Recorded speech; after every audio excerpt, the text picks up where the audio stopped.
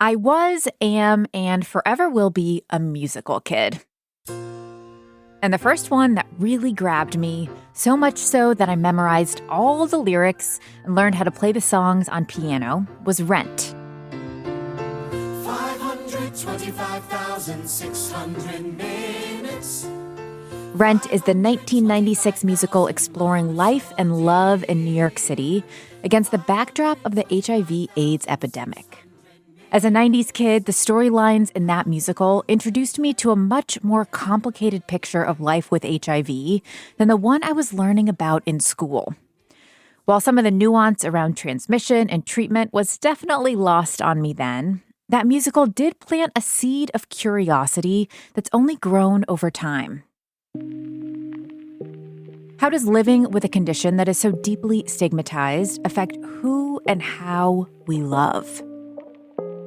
Thanks to incredible scientific advances, getting a diagnosis of HIV today is no longer the death sentence it once was. But living well and building a safe and robust love life takes treatment, testing, and a whole lot of tenacity. This is Embodied. I'm Anita Rao. About half of all HIV-positive people in long-term relationships have HIV-negative partners, according to 2012 data from the World Health Organization. One couple who has been living this statistic for more than a decade is Eka Nasution and Rainer Octavianus. They were both born and raised in Indonesia, and since 2016 have been living in Canada, where Rainer works as a photographer and UX designer, and Eka works as a project management professional. Eka and Rainer, welcome to Embodied. Hi there. Hi there. So I would love to start with a story of how the two of you met. I know that it was at a film festival back in 2010 and sparked by a bit of a technical snafu. So Rainer, will you tell me that story and what attracted you first to Eka? Yeah, absolutely. It was actually my heartbreak era. Like I've been in a relationship with guys that breaking my heart, and I thought like, oh, this is it. Like I'm not gonna find anyone else. And so I've been busy with the LGBTQ movements in Indonesia. I joined a film festival that's called Q Film Festival as a film programmer, as their security coordinator, and Eka was there as a volunteer. His responsibility as a projectionist. So basically what he need to do, insert that DVD and hit the play button, which he cannot do. And I was like waiting like 5 minutes. The screen is blank. The audience is like waiting in there. And I went up to the projection room and then he was like panic trying to turn on the DVD player. So I said like, move. Like I've been very fussy with him. So I played the film eventually and I stayed there and we chat a bit. And then I saw his like biceps, like, okay, kind of cute, but maybe stupid. Like he kind of control the DVD player. So from there we chat, we exchange numbers. We kind of dated since 2010. Well, let Yeah. me turn it to Eka now, the bicep-wielding projectionist. So the two of you got together about a year or so into your relationship. You decided to go together to get tested for HIV. Eka, tell me a little bit about what initially motivated the two of you to get tested as a couple. I have a very best friend, Fitri, and then Fitri was like concerned about our health. Fitri understand that Rainer and I are a couple. So I feel like it's my responsibility to know what's my sexual health is all about. And also like for Rainer as well is that I need also to protect Rainer because at the time I do not know what is my status. Is it positive or is it negative? So I need to make sure that I protect the one that I love, that is Rainer. So you went together to get tested. Eka got his negative results back about a day after getting the test. But Rainer, you still hadn't heard your results. So the two of you went into the clinic together to get them. Can you take me into the moment of sitting with that provider, what do you remember feeling and thinking as you got that positive result? I'm familiar with HIV education and awareness. So, like, I've been tested like in prior years, but that year, when I got tested, Eka got his results, and mine was just like pending. And then they want me to come back, and I know, oh, this is something, but I'm not panicking or anything because I know that if I'm positive, that means I need to get treatment right away. So when the doctor told me that, hey, you're positive, and I'm like, okay, like I'm super calm, but the funny thing is when I told Eka, he was the one that break down and cry, Mm. and I'm like thinking, are you gonna be okay? Like as if I'm going to die. I said, hey, calm down, like this is manageable. But like I trust him to be able to share my very private results because I don't have family or anyone to share that feeling at that time. That sounds like such an emotional moment. And it seems like, Eka, you were processing things in a really different way from Rainer. What was going on for you upon learning about his positive diagnosis? What was happening at the time is that I was so afraid that he will end up like my brother because my biological brother was diagnosed with AIDS, not just HIV. He was already AIDS. And I did not want and still do not want him to end it like that.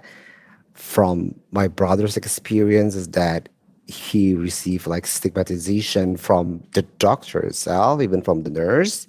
The nurse did not want to touch him. And then it's kind of like I feel so bad, and I do not want Rainer to endure the same experiences and also the pain. And that was happening. And I at that time I could see actually the struggles that both of us would face in the future. Yeah, stigma affects so many aspects of the experience of living with HIV and prevents a lot of people from even getting the kind of treatment that they need that makes it really livable. But Rainer, you started on that treatment pretty immediately on antiretroviral therapy, which meant that in a few months you became undetectable. Talk to me about that experience of adjusting to the medication, how it affected your body. Yeah, so from 150,000 viral load, I was referred to a doctor that specialized in HIV, and the doctor, he prescribed me with ARV or antiretroviral, and he gave me these two pills that I need to take every single day, morning and night. And the morning one is fine, but the night is making me super drowsy.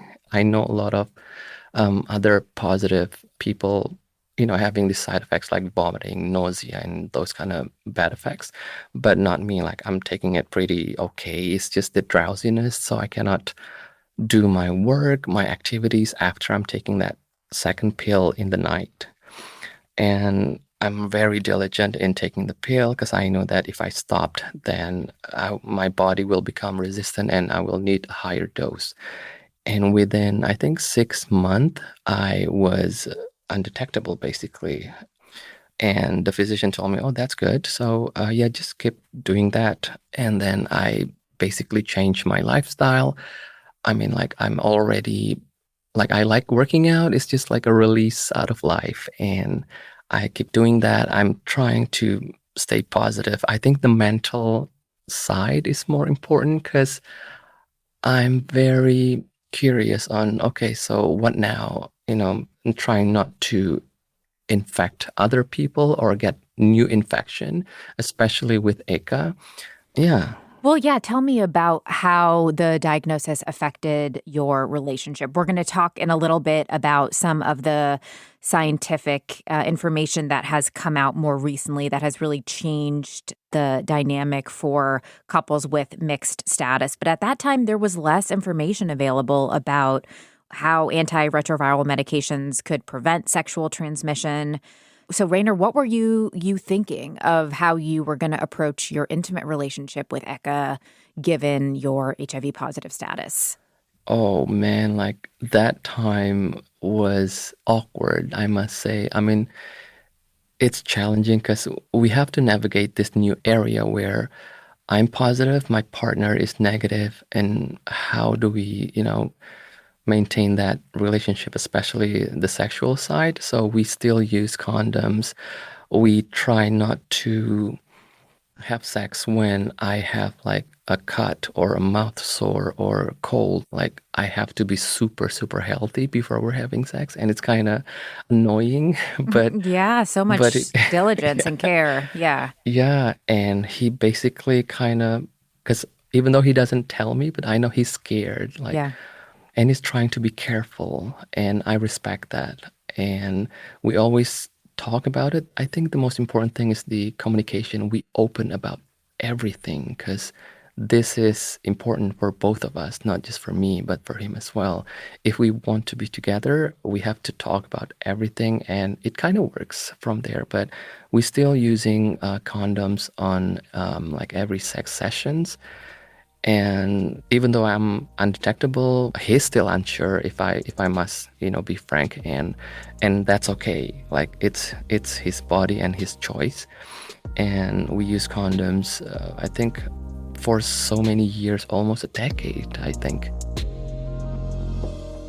Rainer and Eka went through a lot in that first decade as a couple, including learning about new science that would radically alter their sex life and making a big move from Indonesia to Canada. We're going to talk about all of that after a quick break. We'll be right back. Hi, I'm Kaya Findlay, and I'm the lead producer for Embodied. As a journalist, I believe in the power of storytelling and the importance of highlighting narratives that celebrate our community and inspire meaningful conversations. At WUNC, we do all those things, but our stories are only possible through your support. Make a contribution to WUNC now so that we can continue to bring you the content you can't find anywhere else. Give as generously as you can at WUNC.org, and thank you. This is Embodied. I'm Anita Rao. 1.2 million people in the United States live with HIV, and the majority of them are on antiretroviral therapy that can reduce their viral load so much that it's no longer detectable from a blood test.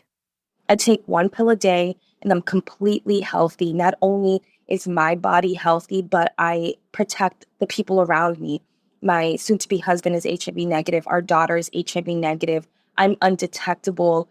The people that love me can trust that I'm going to live a long and healthy life so long as God decides that I remain on this earth.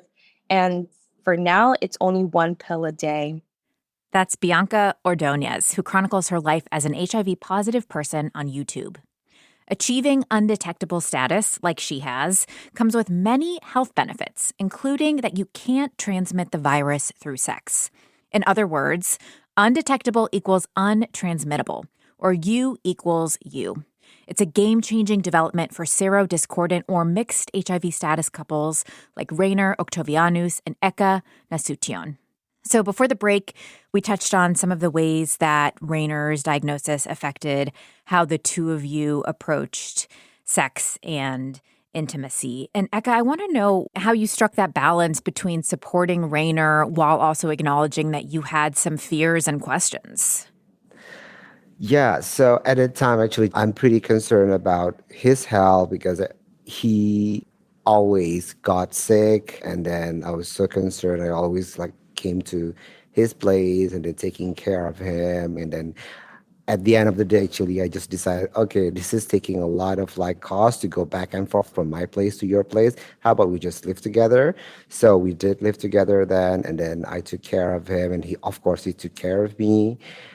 Then at the time, actually, I wasn't afraid about touching him. No, fine. But then Rainer was right. Actually, I have some concern when I had sex with him. But then there was like condoms. So I used condoms. But at that time, it feels restricting instead of constraining for me. That's the word.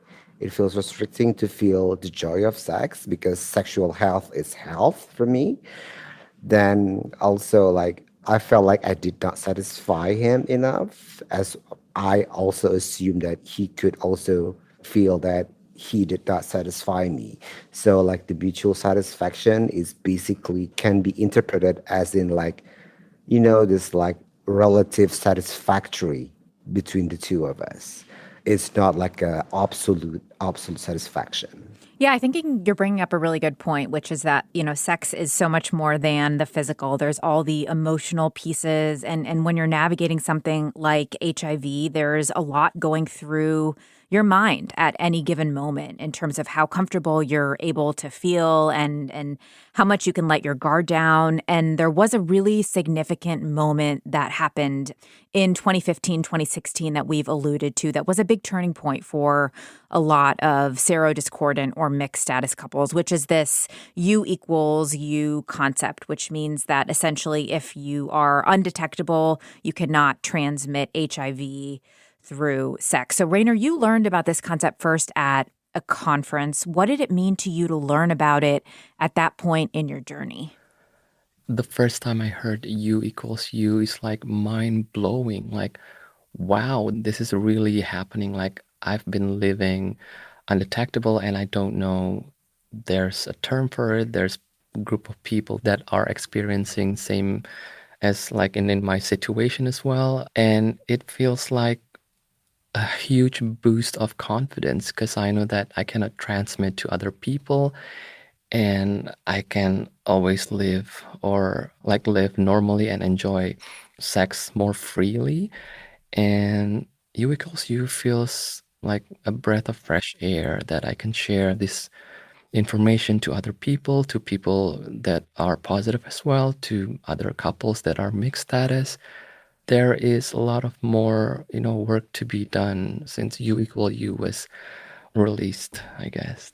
You mentioned that the two of you made a big life transition. You got married in 2014 in Canada. You were still living in Indonesia. But then in 2015, 2016, there were a lot of anti-LGBT tensions bubbling to the surface in Indonesia. And you began to receive numerous threats because of your prominence as activists and advocates. And Eka, I know that you got advice from a friend encouraging the two of you to leave Indonesia. Tell me about what was going on and when you knew that it was time to go.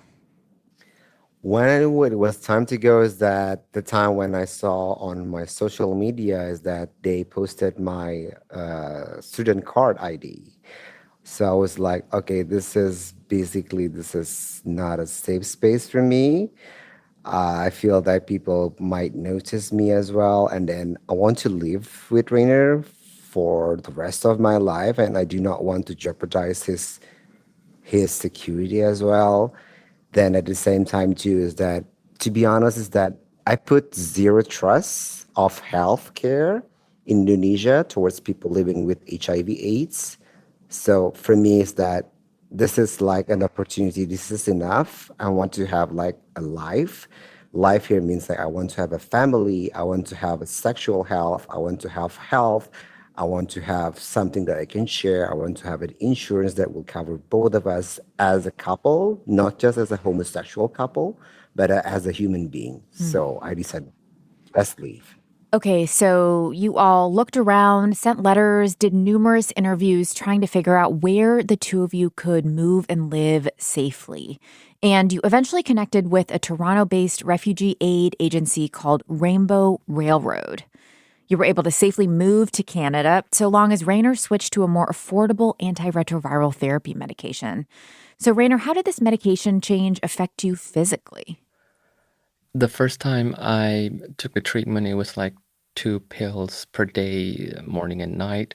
And then I think second year or third year, they switched me to a tripla, which is like 1 pill a day. And that was the issue when we applied for our visa to Canada because we got a rejection from the immigration saying that basically your medication for HIV is a burden to the country and we cannot like admit you to Canada. And I was like devastated, like, wow, my positive status, like I never thought it would affect a huge areas in my life, like traveling. I love traveling. And like we need to move because our lives are in danger. And so we did our research. We responded to that letter saying, hey, we found an ARV that is more affordable called AZT. So I switched from a tripla to AZT with the doctor's note, send it to the immigration office, and they approve it. Unfortunately, since the switch from a tripla to AZT, it was the most horrible time in my life. Like I'm feeling nauseous, I'm losing hair, like hair just falling out of my head. My skin was dry, I have like mood swings, and it was not until years later I found out that AZT was no longer used in more developed countries, but I still have to use that until we moved to Canada and live for about a couple months. And then I went to see a doctor because I need to refill my prescription. And then the doctor was like shocked. And she asked me like, what are you doing on AZT? This is bad. Like, this is the bad stuff. So I explained to her that it's the only way, otherwise we cannot move here. She then switched me back to a tripla, and I'm feeling so much better. And yeah, but if we have to remember the moment where we almost lost hope that, oh man, we cannot move to Canada. Like there are no other countries because we feel that Canada is home when we got married in Ottawa back in 2014. And we are simply devastated, and we made that sacrifice to be able to move here. And yeah. So there's so much that you all are kind of trying to figure out, what to trust, how to shift your approach to taking care of your health while making all of these big life shifts. And over the course of your lifetime and your relationship, there have been so many advances in science that have really changed how you all approach navigating HIV. And there is a medication called PrEP that people can take to reduce the risk of contracting HIV, that HIV negative folks can take. I know, Eka, that you have taken that at some points. Can you tell me about when you have used PrEP as part of your medical journey? Yeah, so I understand there's like U equals U concept, and then my thought started to believe that U equals U is valid. I decided to take PrEP. The ultimate objective of PrEP is, of course, first of all, is that I need to protect myself.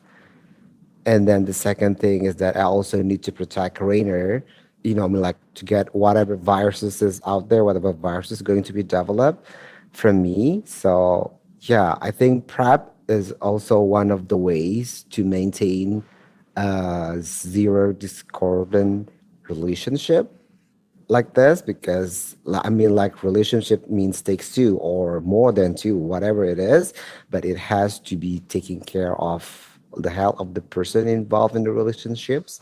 It needs to be taken care of. So the two of you moved to Canada. You began to build a life together. And we've been talking about some of the kind of technical and logistical aspects of your journey living with HIV as a mixed status couple. But I'd love to kind of bring us up to today and hear about where you each are emotionally at this point in your journey. Rainer, is there a moment or conversation that the two of you have had recently that comes to mind? The feeling of comfortable now, we feel that we need to give back to the community that helped us so much to be where we are right now. And I feel a lot of respect to Eka. Like I know he made that sacrifice. He trusts me so much that he's willing to be by my side, even though I'm positive.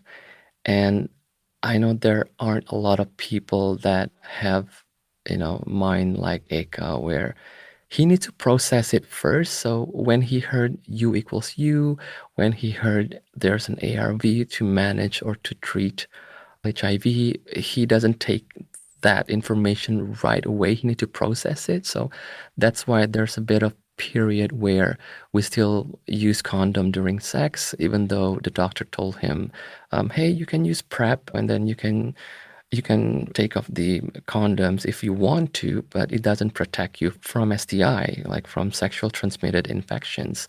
But it can protect you from HIV, and it's like double protection because I'm undetectable and he's using PrEP. So it's like double double as we call it here in Canada. But I still feel I need to contribute more to my community by spreading the awareness of U equals U, which is what I'm doing right now, like sharing the story on how we navigate that mixed status as a couple, how we transition from one country to another country with my positive status as well. And I think getting the right information resources is important. Getting to know the right community and people are important too. But getting to be with the correct person is also important because I cannot do this without him. It's wow, like since 2011, I was diagnosed. Now it's 2024. Like I never counted the days, and it turns into years, it turns into decades. And I never think of taking that pill as a burden. It's just like, like taking your vitamins or supplements daily. Basically, that take it, one pill, forget about it. And I'm healthy. Your love and care for each other is so palpable. And I love knowing, how you both have shown up for each other at so many moments of this journey. Eka, I'm curious, at this stage, when you all have been together for so long, you've learned so much about HIV through the process of being a mixed status couple. What do you feel like is your role as a non-positive partner in addressing stigma? Like, what would you say to another couple who was kind of in a similar situation who might be fearful about how to navigate this? Well, first of all, is that if there's like a couple I know that is also in a zero discordant relationship, I'm not gonna say anything until they open up to me. If they open up to me, I'm gonna like share my thoughts. Of course, that it will be with permission. And I'm gonna say that it's fine as long as it's undetectable, it will be untransmissible. And then I'm also, to be honest, on this podcast, is that I'm a lot advocate to people who are like discriminating people with living with HIV, and Rainer could attest to that. And what I would say is that to all the couples out there who is like zero discordant relationship, it's fine as long as the HIV positive person takes his medication, and then for double safety, the HIV negative person could take PrEP, because it's not a contract that you need to do until the end of your life. It's basically about sexual health of you as a human being, as a person, because you need to protect yourself and also you need to protect others. That is my principle. And that's what I've been doing with Rainer. Rainer, I would love to end on any particular lesson that you have learned navigating your mixed status relationship that you come back to again and again as you navigate new challenges over time. I think the advancement of, technology, as you mentioned before, it helps us as a mixed status relationship. There are new ways, there are new medications, new ARV. So always talk to your doctor about the steps that you are going to take. But the most important thing is to be diligent and be scheduled when you're taking your pill. Like, never forget to take your pills, keep your lifestyle healthy. Other than that, have fun in life because life is short.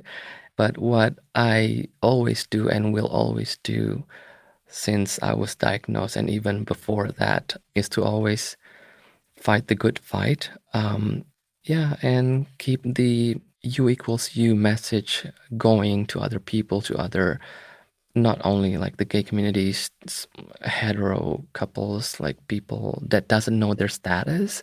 They need to check their status because I know you're afraid. I know you're, got 1,000 things in your mind, but knowing your status is much better because you can manage it instead of walking in the dark and maybe spreading it to other people, which is horrible. But yeah, start with the testing yourself, and then if you, tested positive, get treatment, and we're always like for me and Eka, we always open for a discussion, for question. We already help so many people when they ask questions, and we are very open about our sexual life, about our relationship, especially as a mixed couple. So yeah. Well, thank you so much for sharing your love story and your journey with us. Rainer Octavianus and Eka Nasution, thank you both so much for the conversation. Thanks, Anita. Thank you. We've been talking about living with HIV when you're part of a mixed status couple. But what about when you're single and trying to date? As a few listeners told us, that disclosure process is a challenging part of new relationships. When it comes to disclosure, I had to be very intentional about who I'm disclosing to, why am I disclosing to them, when, where, and how much, because not everyone needs to know every detail about my HIV story. It's definitely harder in the beginning, but once you talk about how being on medication and being undetectable makes it effectively like untransmittable and that you won't have it progress, it makes people a little bit at ease. And then also just to know that yourself puts you at ease. A great quote that stuck with me is that the people that care don't matter, and the people that matter don't care. If we choose to disclose our statuses so that people can accept us, then we're doing it for the wrong reasons already, because our acceptance and our self-love and worth should not be reliant upon someone else's acceptance of us. You just heard content creator Bianca Ordonez and an anonymous listener who shared their story with us in our virtual mailbox SpeakPipe. Remember, you can always share your story too, as well as any thoughts and feelings about what you've heard on the show. Find the link to our virtual mailbox in the notes on this and every episode. We're going to take a quick break, but then some dating and disclosure thoughts from someone who's been living with HIV since birth. Be right back.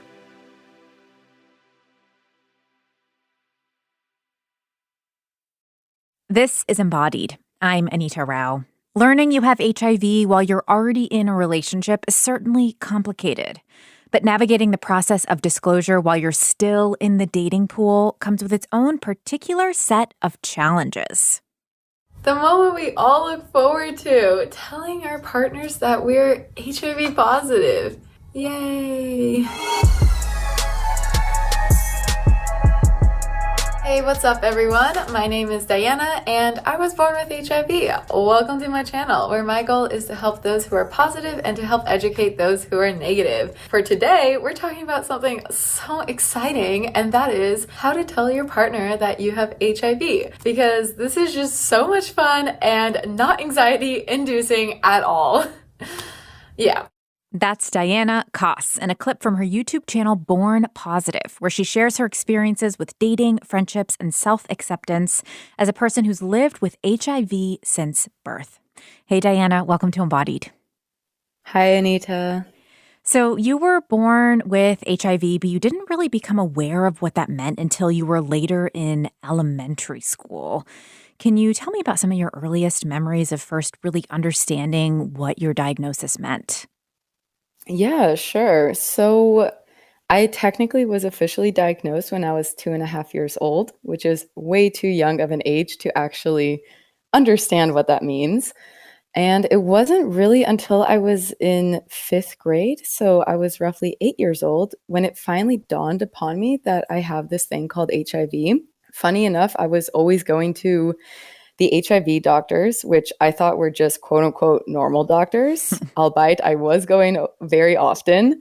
And every time I went, they would always describe to me this thing called HIV and how it attacks the body and how it replicates itself and how I have it. And it didn't really click for me. I was quite slow. But finally, I understood, oh, I have that virus. It's actually in my body. And the reason I'm taking medication is so it doesn't replicate. So each year in the US, there are only about 200 babies born with HIV, since, as we've been talking about, when HIV positive folks are on treatment, they can safely have sex. They can also safely have kids without passing along the virus if they're undetectable in their pregnancy. But your mom was not aware of her HIV status when she was pregnant with you. So, how did she talk about that with you when you were growing up? How much of that did you understand? Yeah, actually, funny enough, the HIV test was offered to my mom, but she refused to take it or denied it just because she wasn't gay and she wasn't a drug user. Keep in mind, this was the mentality back in the 90s. Also, she came from an Eastern European country, which is a little more conservative. So I don't blame her. And it wasn't until she was pregnant with my younger sister where she actually had to take the test for the green card application, and that came back positive. So, obviously, that's when I found out, or it was a struggle to know that I had to live with HIV while my sister didn't. Yeah, so you were in this kind of mixed status family. You and your mom were both HIV positive. Your sister and your father were HIV negative. What was that like for you and your sister to navigate in your relationship? Oh, I mean, it's was really difficult. I think alone without HIV, sisters can get into fights growing up as teenagers, especially. But because HIV was in the picture, there was a lot of frustration and anger that I probably took out on her just because I felt like it was just so unfair that I was the one who had to deal with it and she didn't have to deal with it at all. And on top of that, I think it was just so predominant because I had a severe side effect from the medication called lipodystrophy. So you can see it physically on my body, whereas my sister didn't have that. And I was just super jealous, envious, whatever you want to call it. So, we spoke earlier about this concept of U equals U, which means that if you have an undetectable viral load, you can't sexually transmit HIV. How old were you when you first learned about U equals U? And what do you remember learning about it? Yeah, it's actually funny to hear how Rainer and Ika talked about it because it seemed like they were hesitant about U equals U and everything, and can we trust it, etc. Whereas, keep in mind, growing up, I had the same HIV pediatric doctors my whole life until I graduated to the adult HIV doctor. And they were aware of these studies that came out before the partner study in 2014. Like it was already quite well known in the scientific world that, hey, it looks like when people reach this undetectable limit, we don't see transmission. And although it wasn't officially published, it was just some kind of known fact. So I think my doctors always made me feel normal for who I was. So that's how I kind of treated my HIV status. And I knew I couldn't transmit it even before U equals U officially came out. So, how did that shape how you approached disclosure? Did you talk with friends growing up about having HIV? How did you think about who and how to tell?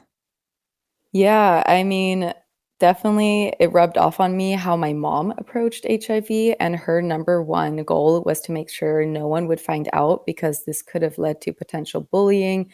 So, in my head, it's just so fixed that I should keep this thing as private as possible. It's our secret. There was only one teacher who knew at my school, and that's because she was just a friend of my doctor. So it was just drilled so in my head, I should never tell anyone. And it was a really big moment for me to decide that I want to disclose my status to a friend of mine in middle school. And that worked out really well, even though we weren't friends later on.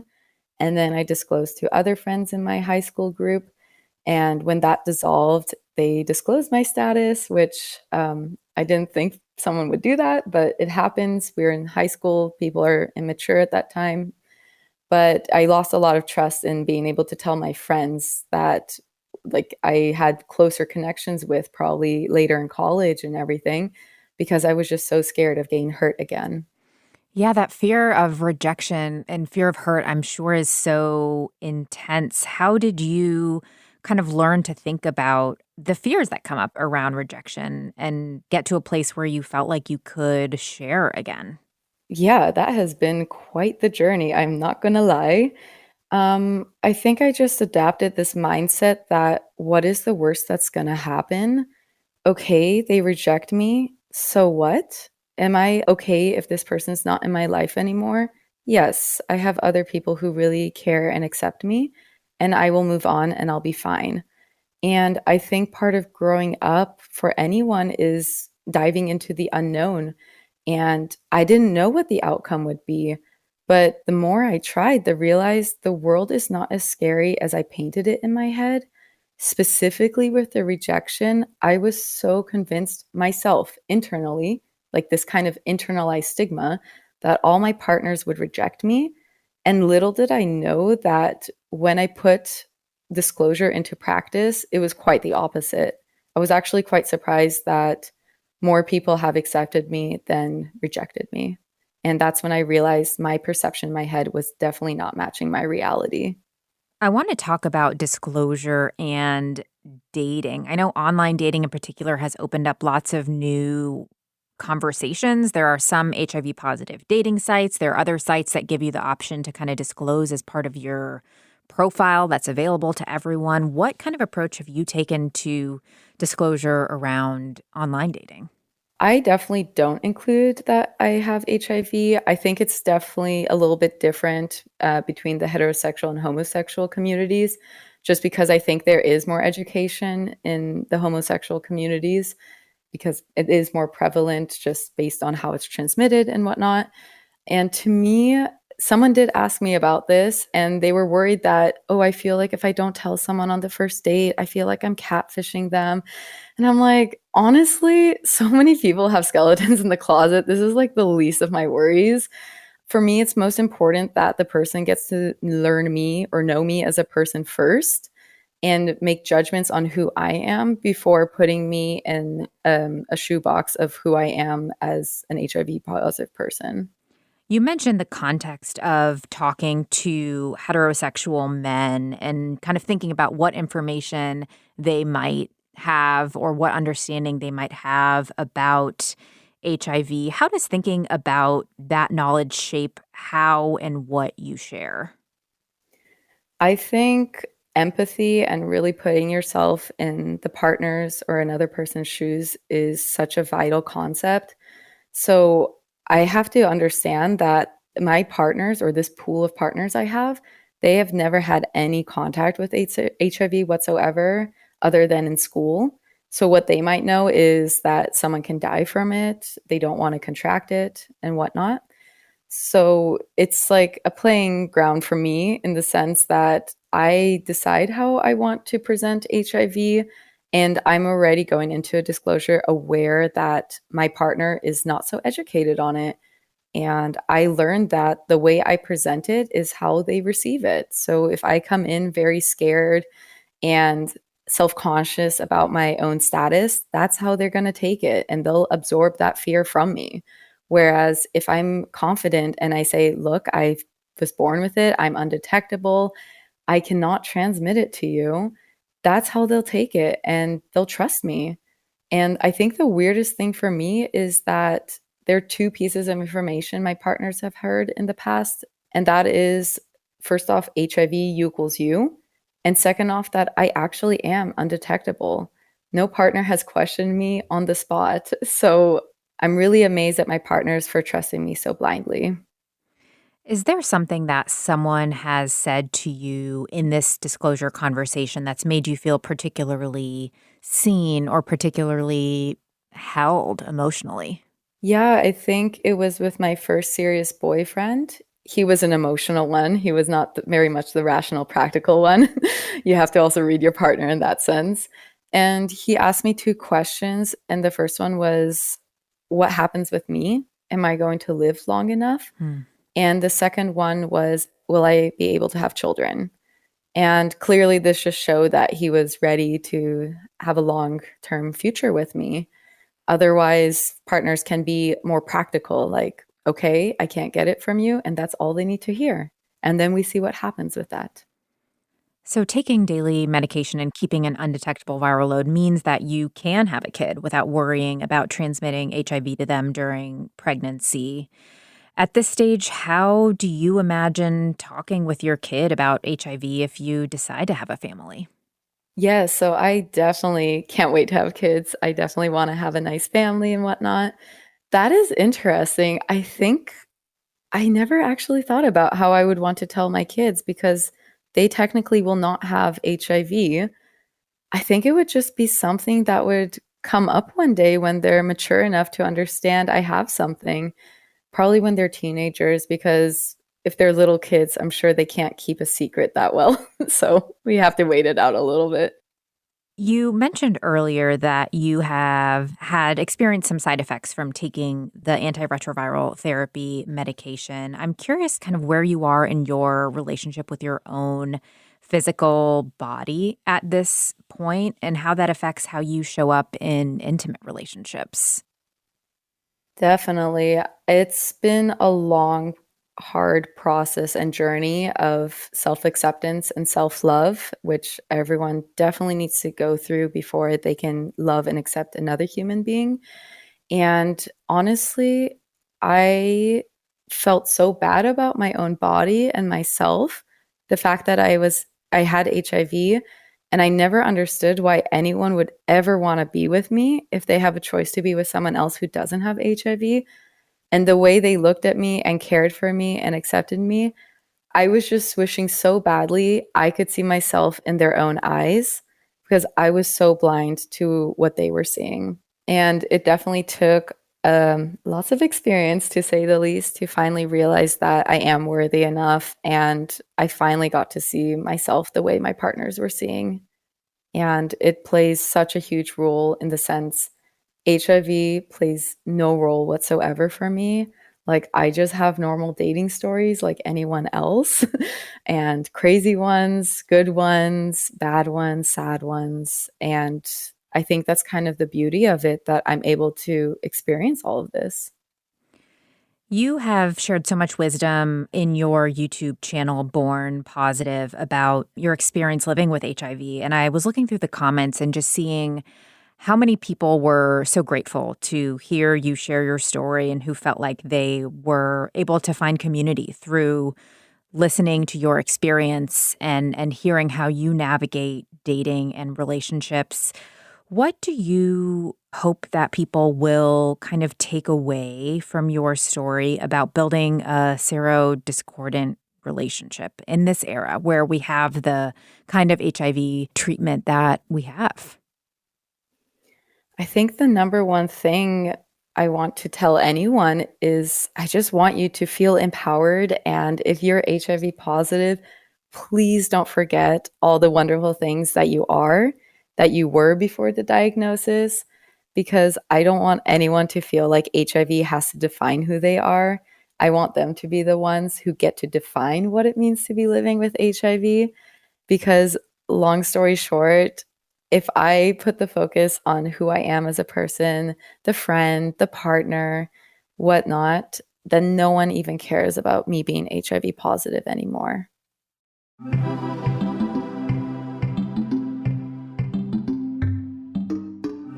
Embodied is a production of North Carolina Public Radio WUNC, a listener-supported station. If you want to lend your support to this podcast, consider a contribution at WUNC.org now.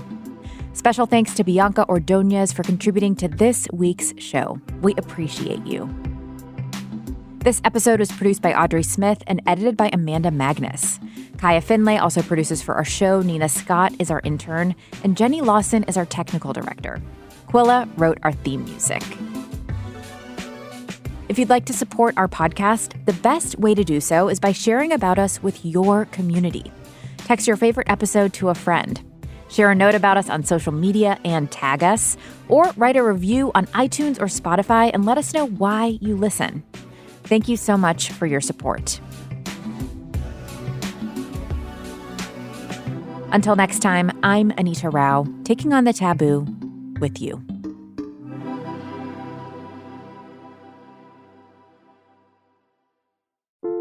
How does AI even work? Where does creativity come from? What's the secret to living longer? TED Radio Hour explores the biggest questions with some of the world's greatest thinkers. They will surprise, challenge, and even change you. Listen to NPR's TED Radio Hour wherever you get your podcasts. Sources and methods, the crown jewels of the intelligence community. Shorthand for how do we know what's real? Who told us?